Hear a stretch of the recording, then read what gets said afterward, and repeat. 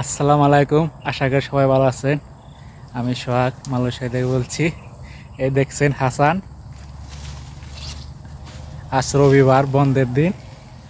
এই যে জাল মাছ মারবার আইছিলাম, মাছ মারছি। মাছ মারার পাশাপাশি দিনটা প্রচুর লতি।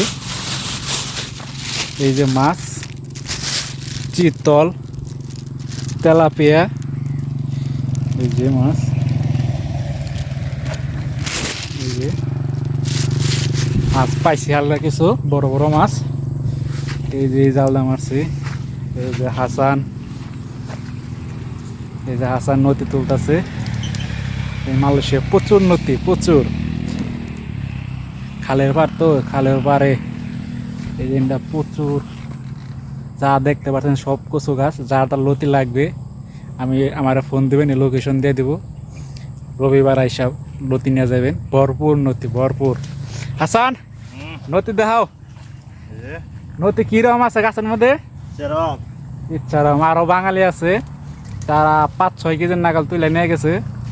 আমাকে মাছ মারা শেষ। মাছ দিয়ে নদী দিয়ে আজকে রান্না হবে, সবারই দাওয়াত, আসবেন। আমার একটা যোগে ধরছাল মালয়েশিয়া আইয়া প্রথম ফার্স্ট যোগের কাপড় খাইছি। নিজে তুলতেছে। আজকে আবহাওয়াটা সেই, কোনো রোদ নাই, মেঘলা মেঘলা, সে একটা আবহাওয়া। জায়গাটা সেই সুন্দর। ওই পাশে মালয়েশিয়া গ্রাম, এই পাশে একটা খাল, এই খালে থেকে মাছ মারছি। এই পাশে খালে সকল রোহিঙ্গা মাছ, ওইসব মাছ খাওয়া যায় না। দেখেন রাতে প্রচুর নদী বইয়া লাইছে। সবাই ভালো থাকবেন ইনশাল্লাহ।